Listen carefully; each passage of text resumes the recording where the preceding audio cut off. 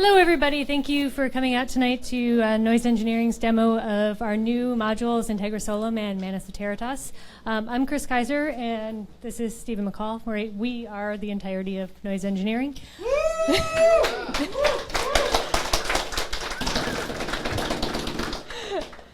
We're going to start off the night with a set by Basic, showing off some of the amazingness that Manus can do. But just a quick overview of what's going to happen. So we'll have Basic play for a few minutes, and then we'll do a demo of the two modules so you know what exactly is happening with those two. Then we'll do a Q&A, and at the end of it all, there will be a raffle for a free Manus. So if you have not gotten your ticket, I believe you need to get one. Where do they get the tickets? Up here? Up here. So make sure you get your raffle ticket. Is there anything else I need to announce? Nope, we are good. Okay. Pizza back there. Okay. Pizza in the back, beer in the front. All right. With that, Basic, we'll do some killer stuff.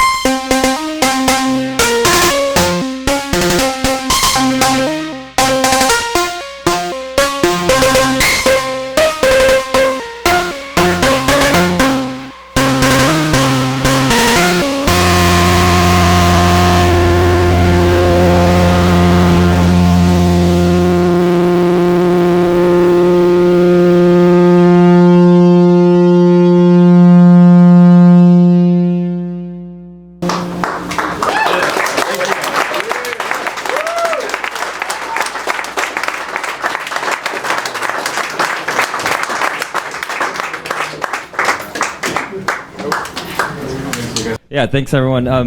When I found out they were doing this, I was just so hyped on this module, so I literally hit them up just like hours ago. I was like, "Hey, can I do a demo?" Because I've been so hyped on this module, and the Basimilis Iteritas that kind of changed my life in the world of modular, and I've been having so much fun with the Manus that I've just been freaking out of all the sounds I could get from it. So with this setup, I'm literally just using 2 sequencers, changing parameters on the Manus, and yeah, it's my favorite thing right now. It's harsh, it's beautiful. You heard it, so yeah, thanks everyone.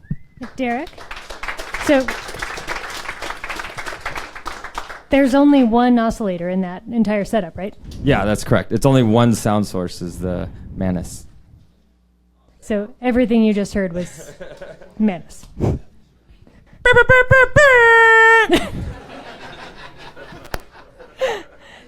Derek, thank you so much. I feel like our work here is done and we can pretty much go home. If anybody came in the middle of Derek's absolutely amazing presentation, we should point out that there is a raffle happening for a free Manus. So if you have not gotten a raffle ticket, your lucky ticket, you should get one up here at the front. Trevor, do we want to move this? Yes. That is not for raffle. That goes home with me because this is my special friend. It is not an aardvark.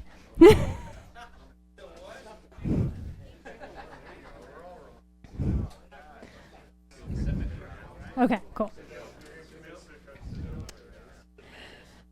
All right, so I'm going to talk a bit about the Integra Solem, which is over here. This is our new dual clock divider that's coming out on Friday. Available. Do you guys have them available tonight? I think so both Manus and Integra Solem are available for sale tonight. And then if you don't get them tonight, they're not available again until Friday.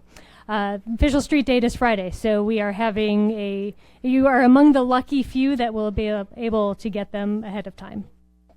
So Integra Solem is a dual clock divider. There are 8 outputs on each side. So each side you can clock independently, or you can clock them on one and it'll normal to both sides. There's also an input for reset, or you can just use a button for the reset. And then there's also it says shift, but essentially CV in.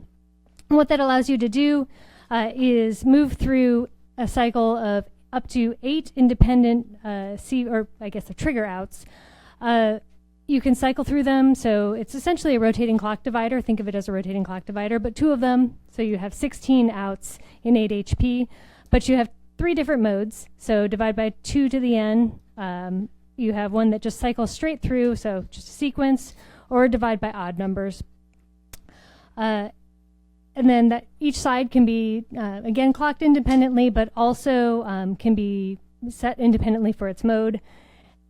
And then we also have Wack Mode. So Wack Mode is essentially random mode. It works a little bit differently in the 3 different modes. And so you can cycle through the different sides. So the easiest way to do this is to hear this on.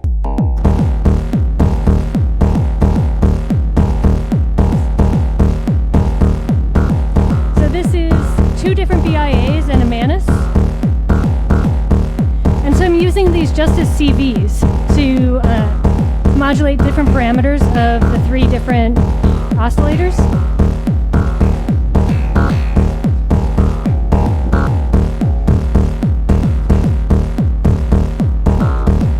So this is a really simple way to use the module.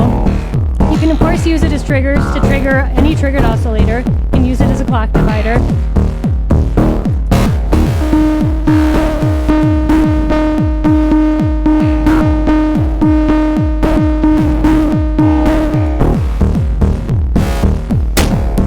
This really rich series of triggers that can act as CVs that'll really modulate things in interesting ways, but then you can cycle through.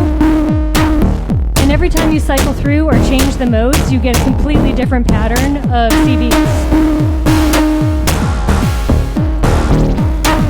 So you can get basically an entire drum kit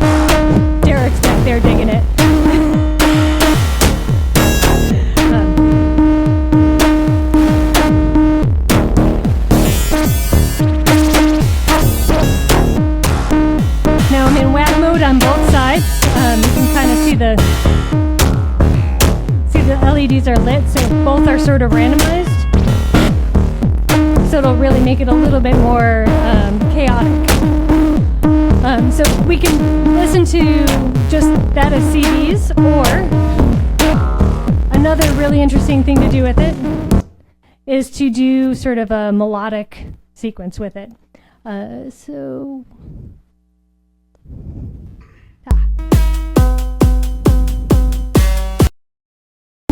Three Bacillus Iteritas alters, so 3 BIAs off of one tonus.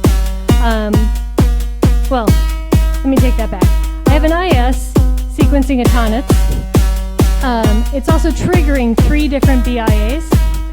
So it's both the trigger source and also the source for running the tonus, for telling the tonus when to switch between the different patterns.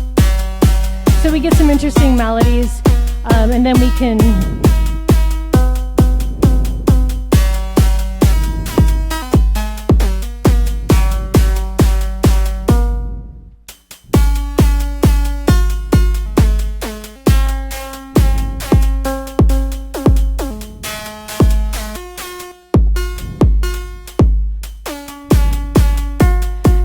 about using this is that with the IS, you can come back to essentially what's a chorus, which is not, I don't know of any, there may be other modules that do that, but because you have this reset, you can essentially switch it around, do whatever you want to it, but then you hit the reset and it comes back to what is, oh, sorry, wrong thing. It'll come back to the chorus. If you do it correctly, it comes back to the chorus.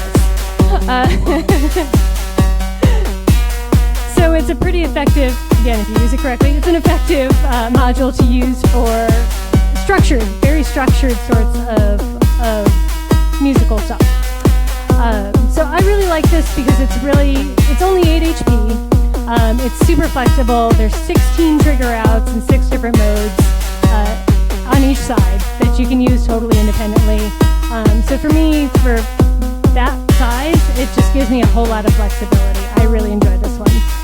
I think it's one of my favorite ones that we've done for a long time. So I think that's it for the IS. Stephen, I will hand it over to you for the Manus, for the one that everybody wants to see.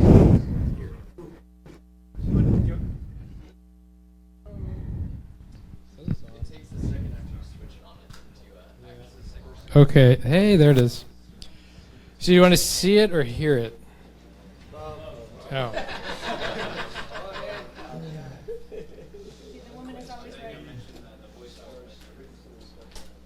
So Matt has to come on.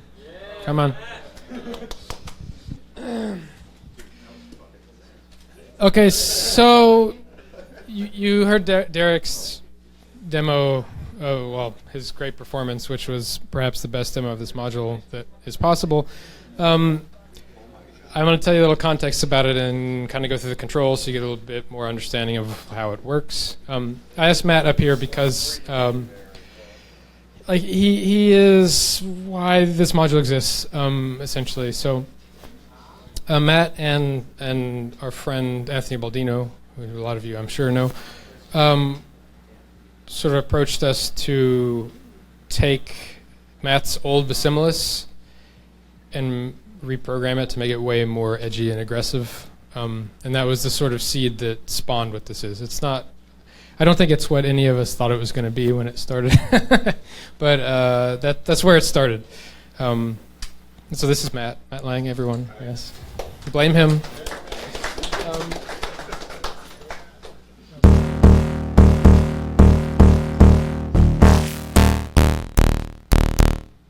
Okay, so how many of you all are familiar with the Bacillus Iteritas alter in the room? Okay, so synthesis-wise, it's very similar. It's a 6-operator additive synth. One of the first changes that I made was to change all the oscillators to only be sawtooth. Since it's the most harmonically complicated waveform, that seemed like a good premise to make it more aggressive. So right now it's just a pretty straightforward sawtooth you're hearing. Little soft tip, you know. Everything's got to be a little fuzzy. So, okay, let me actually see if I can get this camera in a little bit more. Okay, that's good. So, we actually rolled, if you're familiar with the Basilius, we actually combined the attack and decay into one knob. So there's only one knob that controls the envelope. So all the way to the left you get pops, push it out, you get a longer decay. At some point it'll actually slow the attack a little, and then if you go all the way to the top, it's a little loud. It actually turns into a free running oscillator, so you can use it as a free running oscillator sans trigger, which is quite useful. So the next three controls I want to talk about are profundity, smash, and saw mod, which are the main like gross tonality controls. So profundity, yeah, you can pitch up a little bit. So profundity essentially adds more oscillators. Instead of on the Basilius where they're sort of tuned in a harmonic nature, these are actually they're sort of detuned. They're all very close in pitch until you get to the higher out ones, and then there's just one or two harmonics. As you turn it up, it actually will also detune the entire oscillator. It actually will randomly modulate the pitch sample by sample, so you get the kind of swarmy, sort of like almost indeterminate pitch. Oops. So smash is the replacement for the wave folder. This is a very aggressive, distortion-y sound. So saw mod is totally new for Manus.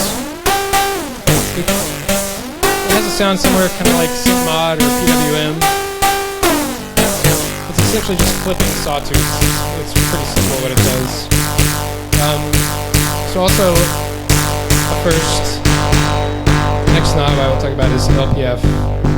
This is actually the first filter of any sort that we've had in any module. Yeah, woo! So there's actually three filters. There's one before the smash and some after smash, so you get a more complicated interaction.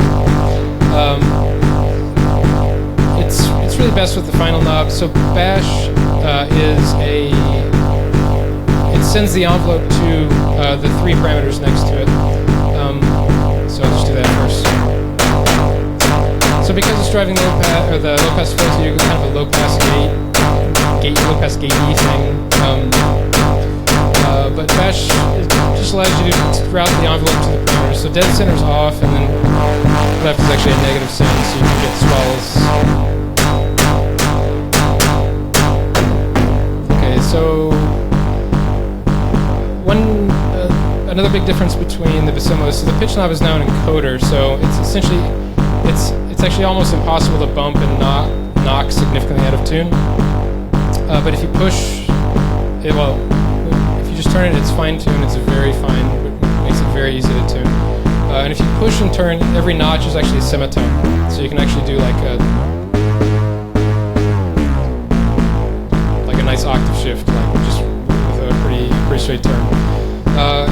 If your power cycle comes back the same pitch it is on, so if you take it to a gig, you don't have to, you shouldn't even have to retune, even transporting it. So, last two bits, there are three modes, much like the Basilius. So this is the most simple mode.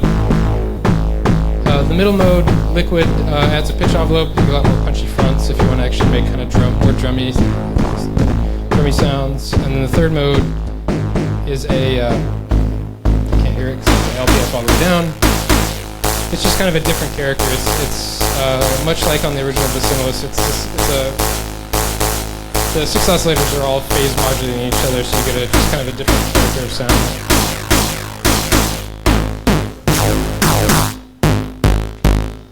And then range just is 2 octave offsets, which the module actually will intentionally go subsonic, so you can just make really gnarly stuff. Or you can go higher.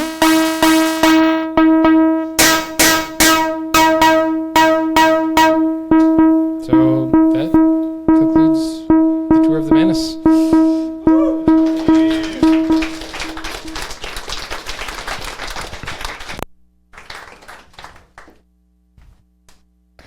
All right, so I guess this is the pick up your microphone.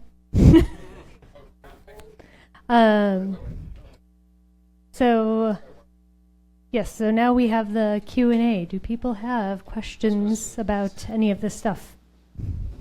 I do.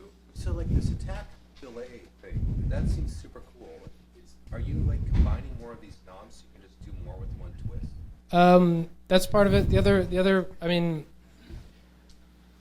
the impetus was really because I wanted more knobs for tone control and less for envelope control. That's really why it was. It's like, how can I get rid of either attack or decay? Because I want another tone knob and not another. And I felt like just the sort of envelope control was less important. You know, I mean, it's always trade-offs. Particularly, there's sort of like there's a certain number of knobs that really make sense to do in hardware for just kind of the economics of building it. And so, like 7 is like a really good number. So, well, 7 plus pitch. There's really 8 analog values. But so. And it did really free us up to. So we had moving the Manus to the free running oscillator option was a user feedback. One of the users suggested that, and moving it to one single knob allowed us to do that. We wouldn't have been able to do that on the BIA hardware, for example. Thank you, guys. It's really cool. Awesome. Does anybody get resonance out of the filter? There is no resonance in the filter. It is, in fact, a non-resonant filter. Yeah, kind of. Yeah. Yes. Hi. So during basic set, it kind of sounded like there was the hi-hat and the bass line going at the same time. Yeah. Multiple outputs, and then just move that back. Okay, so the question, I'm Yes. supposed to repeat the question. So the question is the complexity of tonality in Derek's set from multiple outputs or from modulation? The answer is just modulation. Yeah, there's one audio output. I mean, that is the magic of what Derek is doing here, is just like taking a lot of modulation. I mean, you can see yeah, exactly. Well, I guess there's one jack that doesn't have something into it, but. Because there's 9 CVs and only 8. Yeah. Yeah, so yeah, he's step by step, you can. Yeah, yeah. You know what? I could have used one of the CV channels. Oh, yeah. Next time. But yeah. Yeah, but yeah, I mean, the setup, particularly the voltage block and the Manus or any of our oscillators really, like, every step you can essentially redesign the entire sound at that step in time. And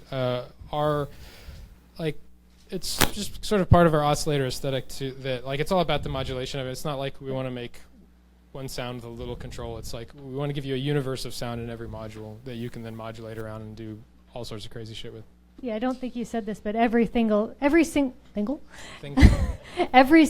thing on the Manus, like all of our other oscillators, is CV-able. So you can CV, like I said, there's 9 CV inputs on there. So you have a lot of CV control. How many octaves is the Manus? That's a sort of a complicated question. So the pitch input actually tracks over 8 octaves, so 0 to 8 volts. And then you can offset it by 2 and 2 and 2. And if you actually go way into the high range, it actually does this kind of wacky shepherd tone thing. It'll actually drop. Like there's at some point where the sample rate's not high enough to actually really synthesize it well, but it actually will drop the harmonics down. So if you get really high enough, it like does all this like kind of crazy, weird shepherd tony stuff. Also, if you move the switch all the way to the right. If you go into treble and then go up to like 6 or 7 volts on the input, like there's a whole nother like range of wacky sounds you can pull out of it. So. What's the name of the first module? The Integra Solem. We had a question earlier about what this is. I'm going to ask that question again, actually. So this is a pangolin. There are stickers throughout, and you feel free to grab one. Those are free. This is a pangolin, part of the strategy for the Manus. So Stephen is in charge of making the names, but my background is in conservation biology. Manus is the genus for a highly endangered, critically endangered mammal from Asia. So when he came up with the name Manus, I suggested we should make it a conservation effort. So a portion of the proceeds from all of the Manuses that are sold will go to pangolin conservation, savepangolins.org.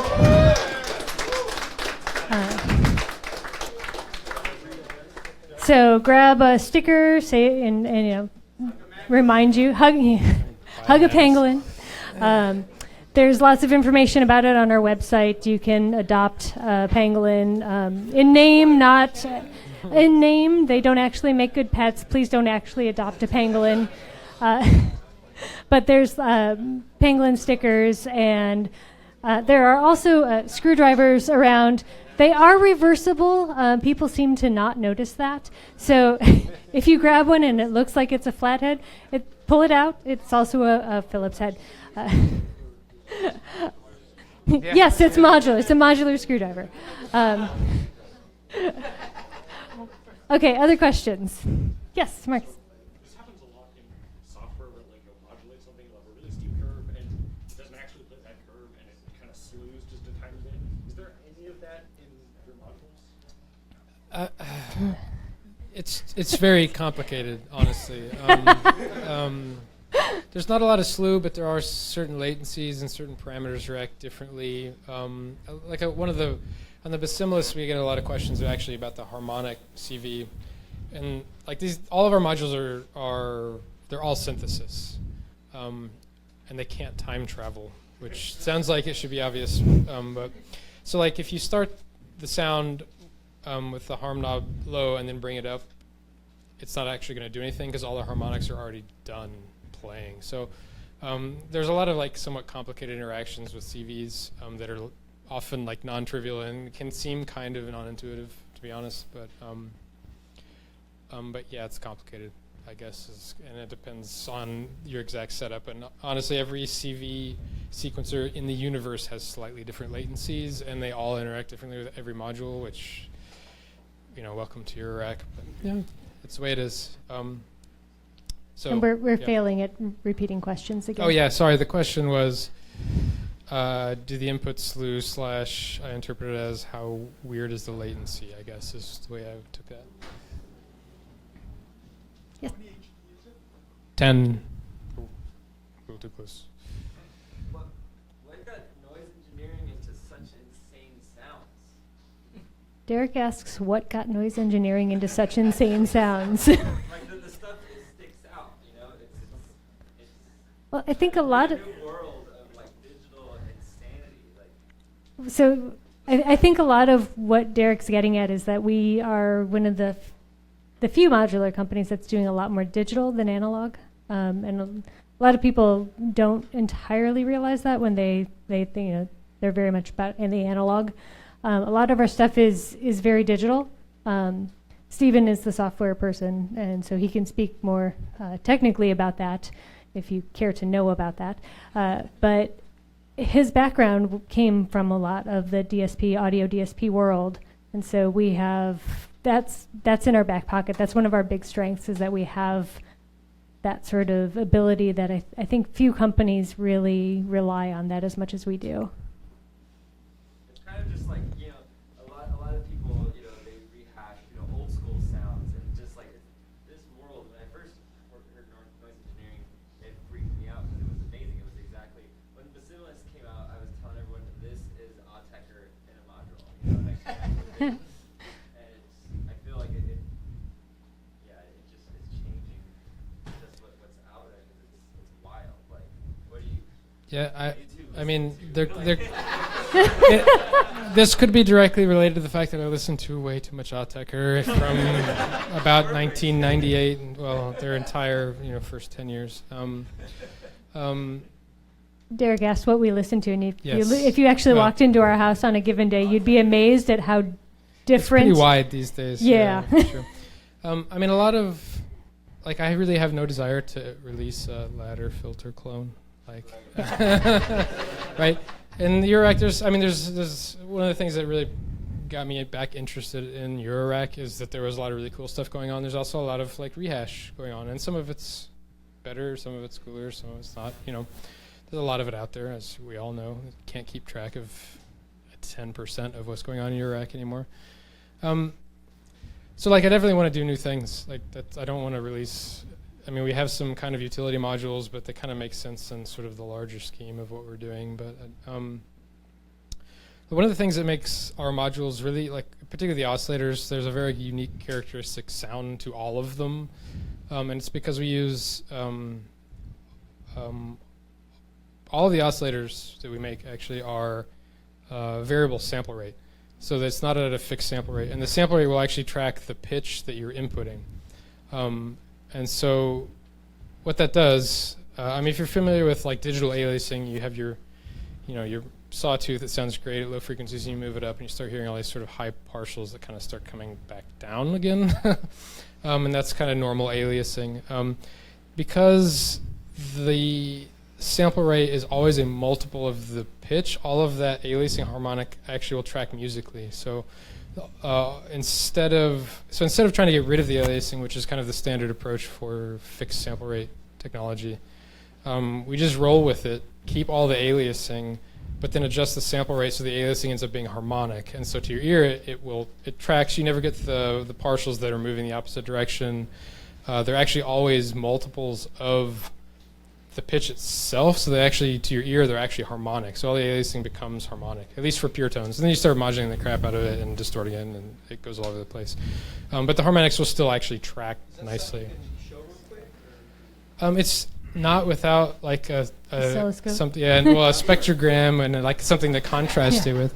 I mean, you can if you just listen to like a higher pitch, like a saw or square or something on one of ours versus like a normal, even like an analog, like you'll hear it. Like it's pretty.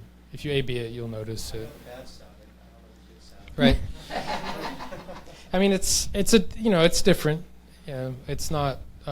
It can be harsh because there's a lot more harmonic power with this, so there's a lot more harmonics. Anyway, I don't know. I think that probably answers the question. Are there any other questions? That was long and technical. I'm sorry. Oh, Derek again. I've never asked you this. From your first module was the Ataraxic Translitron that you were working on. How long did it take from you to get to that, to the sound of the Basilis? So he asked how long between our first module, the Ataraxic Translitron, and the second module of Basilis. It's a Complicated again. yeah, it's complicated because You need to work on these answers. Yeah, I know. It's complicated. When did you become a grumpy old man? Yeah, I've always been. Particularly like early modules. I mean, so we only switched to doing this full time like a year ago. Ish. A year-ish, yeah. So both of those were like hobby modules, honestly. The original Basilis and the Ataraxic. I mean, the Ataraxic is essentially done on someone called my bluff, basically. I was like, this stuff's easy. And they're like, well, make me a module that makes the Atari sound. And I was like, okay. So that's pretty much how we started. And that took a while, honestly. The first one definitely was just like here and there poking around, trying to do stuff. And at some point I realized it was actually kind of cool, so we decided to try to make it as a product. The Basilis was actually, the original Basilis was pretty fast. Maybe too fast. Maybe too fast. I mean, yeah. If you look at the original Basilis and the Basilis Iteritas Alter, like there's a lot of differences, and they're definitely for the better, because we learned a lot in the first years. So And I don't know. continue to learn. Yeah. Well, yeah. Indeed. So I mean, like chronologically, it was like a year or something, year and a half between the two. But like, I don't know. Time passes differently now than it did then. So. Are there any other questions? Yeah. Second demo, I've seen from you guys. Thanks for coming out again. Wondered if you were going to auction off one of those amazing shirts you're wearing. We brought some to give away, and they've all been given away. If you are, we're going to have more at NAMM. If you happen to go to NAMM, we'll probably bring. I mean, you can email us. We can probably figure something out. Yeah. Particularly if you're local. Hit us up on our website if you're Yeah. local, and maybe. Oh, there is one more. Oh, are you a large?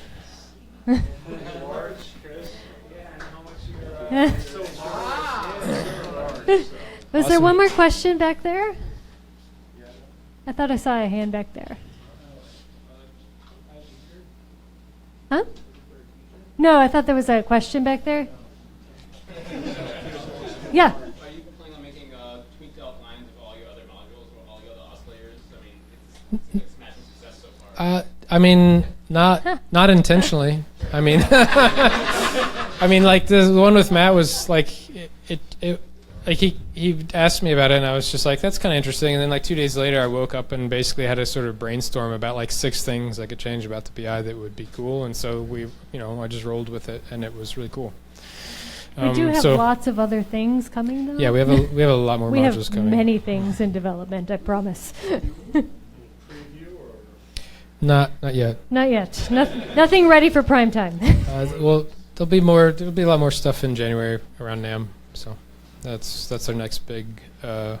Today we're here really just promoting the ones that are coming out this week, and then NAMM we're gonna kind of talk about the first quarter next year, basically. So.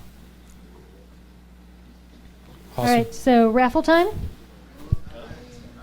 Somebody's lucky day. Thank you all for coming out.